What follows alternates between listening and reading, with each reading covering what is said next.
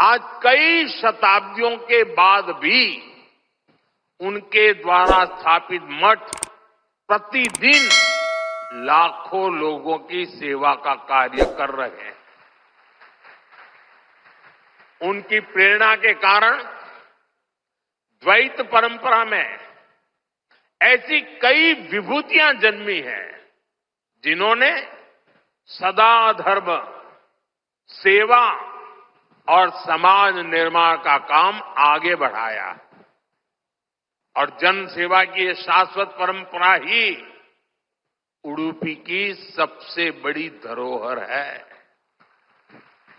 साथियों, जगत गुरु मध्वाचार्य की परंपरा ने ही हरिदास परंपरा को ऊर्जा दी। पुरंदरदास, कनकदास जैसे महापुरुषों ने भक्ति को सरल, सरस और सुगम कन्नड़ा भाषा में जन जन तक पहुंचाया। उनकी ये रचनाएं हर मन तक, गरीब से गरीब वर्ग तक पहुंची और उन्हें धर्म से, सनातन विचारों से जोड़ा। ये रचनाएं आज की पीढ़ी में भी वैसी की वैसी ही है। आज भी हमारे नौजवान सोशल मीडिया की रील्स में श्री पुरंदरदास द्वारा रचित चंद्रचूड़ शिव शंकर पार्वती सुनकर एक अलग भाव में पहुंच जाते हैं। आज भी जब उडुपी में मेरे जैसा कोई भक्त एक छोटी सी खिड़की से भगवान श्री कृष्ण का दर्शन करता है तो उसे कनकदास जी की भक्ति से जुड़ने का अवसर मिलता है। और मैं तो बहुत सौभाग्यशाली हूं, मुझे इसके पहले भी ये सौभाग्य प्राप्त होता रहा है। कनकदास जी को नमन करने का सौभाग्य मिला है। साथियों, भगवान श्री कृष्ण के उपदेश, उनकी शिक्षा हर युग में व्यवहारिक है। गीता के शब्द सिर्फ व्यक्ति नहीं, राष्ट्र की नीति को भी दिशा देते हैं। भगवत गीता में श्री कृष्ण ने सर्वभूत हिते रताः ये बात कही है। गीता में ही कहा गया है, लोक संग्रहम एवापि संपश्यन कर्तुम अर्हसि। इन दोनों ही श्लोकों का अर्थ यही है कि हम लोक कल्याण के लिए काम करें। अपने पूरे जीवन में जगत गुरु मध्वाचार्य जी ने इन्हीं भावों को लेकर भारत की एकता को सशक्त किया। साथियों, आज सबका साथ, सबका विकास, सर्वजन हिताय, सर्वजन सुखाय, ये हमारी नीतियों के पीछे भी भगवान श्री कृष्ण के इन्हीं श्लोकों की प्रेरणा है। भगवान श्री कृष्ण हमें गरीबों की सहायता का मंत्र देते हैं और इसी मंत्र की प्रेरणा आयुष्मान भारत और पीएम आवास जैसी स्कीम का आधार बन जाती है। भगवान श्री कृष्ण हमें नारी सुरक्षा, नारी सशक्तिकरण का ज्ञान सिखाते हैं और उसी ज्ञान की प्रेरणा से देश नारी शक्ति बंधन अधिनियम का ऐतिहासिक निर्णय करता है। श्री कृष्ण हमें सबके कल्याण की बात सिखाते हैं और यही बात वैक्सीन मैत्री, सोलर अलायंस और वसुधैव कुटुंबकम की हमारी नीतियों का आधार बनती है। साथियों, श्री कृष्ण ने गीता का संदेश युद्ध की भूमि पर दिया था और भगवत गीता हमें ये सिखाती है कि शांति और सत्य की स्थापना के लिए अत्याचारियों का अंत भी आवश्यक है।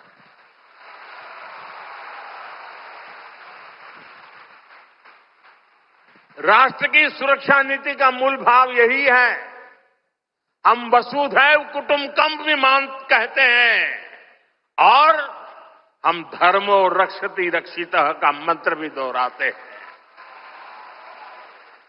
हम लाल किले से श्री कृष्ण की करुणा का संदेश भी देते हैं और उसी प्राचीर से मिशन सुदर्शन चक्र की उद्घोषणा भी करते हैं। मिशन सुदर्शन चक्र यानी देश के प्रमुख स्थानों की, देश के औद्योगिक और सार्वजनिक क्षेत्रों की सुरक्षा की ऐसी दीवार बनाना जिसे दुश्मन भेद न पाए और अगर दुश्मन दुस्साहस दिखाए तो फिर हमारा सुदर्शन चक्र उसे तबाह कर दे। साथियों, ऑपरेशन सिंदूर की कार्रवाई में भी देश ने हमारा ये संकल्प देखा है। पहलगाम के आतंकी हमले में कई देशवासियों ने अपना जीवन गंवाया। इन पीड़ितों में मेरे कर्नाटका के भाई बहन भी थे। लेकिन पहले जब ऐसे आतंकी हमले होते थे तो सरकारें हाथ पर हाथ रखकर बैठ जाती थी। लेकिन ये नया भारत है, ये न किसी के आगे झुकता है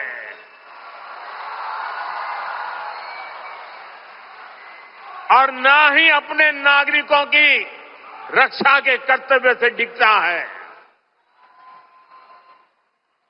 हम शांति की स्थापना भी जानते हैं और शांति की रक्षा करना भी जानते हैं। साथियों, भगवत गीता हमें कर्तव्यों का, हमारे जीवन संकल्पों का बोध कराती है और इसी प्रेरणा से मैं आज आप सभी से कुछ संकल्पों का आग्रह भी करूंगा। ये आग्रह 9 संकल्प की तरह है जो हमारे वर्तमान और भविष्य के लिए बहुत आवश्यक है।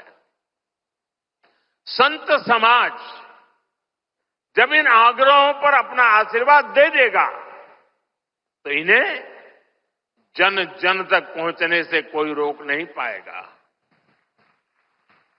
साथियों, हमारा पहला संकल्प होना चाहिए कि हमें जल संरक्षण करना है, पानी बचाना है, नदियों को बचाना है।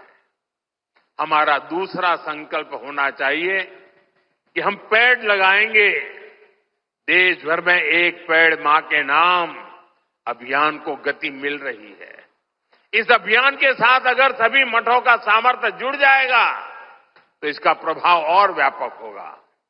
तीसरा संकल्प कि हम देश के कम से कम एक गरीब का जीवन सुधारने का प्रयास करें। मैं ज्यादा नहीं कह रहा हूं। चौथा संकल्प स्वदेशी का विचार होना चाहिए। एक जिम्मेदार नागरिक के रूप में हम सब स्वदेशी को अपनाएं। आज भारत आत्मनिर्भर भारत और स्वदेशी के मंत्र पर आगे बढ़ रहा है।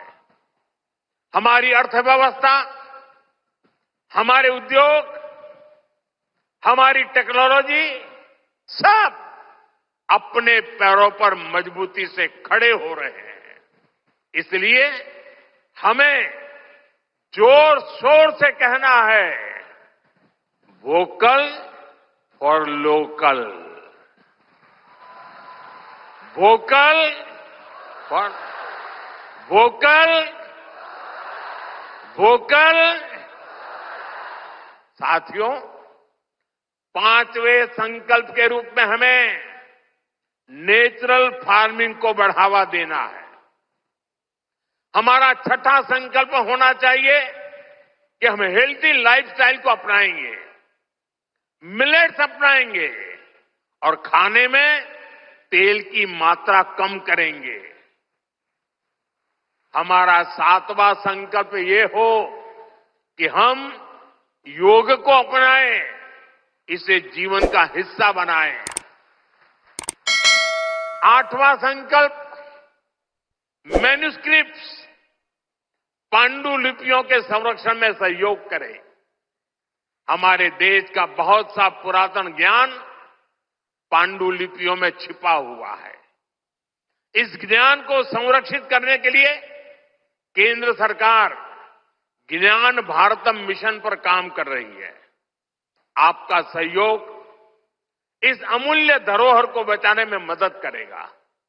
साथियों, आप 9वां संकल्प लें कि हम कम से कम देश के 25 ऐसे स्थानों का दर्शन करेंगे जो हमारी विरासत से जुड़े हैं। जैसे मैं आपको कुछ सुझाव देता हूं, 3-4 दिन पहले कुरुक्षेत्र में महाभारत अनुभव केंद्र की शुरुआत हुई है। मेरा आग्रह है कि आप इस केंद्र में जाकर भगवान श्री कृष्ण का जीवन दर्शन देखें। गुजरात में हर साल भगवान श्री कृष्ण और मां रुक्मणी के विवाह को समर्पित माधवपुर मेला भी लगता है। देश के कोने कोने से और खास करके नॉर्थ ईस्ट से बहुत से लोग इस मेले में खास तौर पर पहुंचते हैं। आप भी अगले साल इसमें जाने का प्रयास जरूर करिएगा। साथियों, भगवान श्री कृष्ण का पूरा जीवन, गीता का हर अध्याय कर्म, कर्तव्य और कल्याण का संदेश देता है। हम भारतीयों के लिए 2047 का काल सिर्फ अमृत काल ही नहीं, विकसित भारत के निर्माण का एक कर्तव्य काल भी है। देश के हर नागरिक की, हर भारतवासी की अपनी एक जिम्मेदारी है। हर व्यक्ति का, हर संस्थान का अपना एक कर्तव्य है और इन कर्तव्यों की पूर्णता में कर्नाटका के परिश्रमी लोगों की भूमिका बहुत बड़ी है। हमारा हर प्रयास देश के लिए होना चाहिए। कर्तव्य की इसी भावना पर चलते हुए विकसित कर्नाटका, विकसित भारत का स्वप्न भी साकार होगा। इसी कामना के साथ उडुपी की धरती से निकली ऊर्जा विकसित भारत के इस संकल्प में हमारा मार्गदर्शन करती रहे। एक बार फिर इस पवित्र आयोजन से जुड़े हर सहभागी को मेरी ढेर सारी शुभकामनाएं और सबको जय श्री कृष्ण, जय श्री कृष्ण, जय श्री कृष्ण।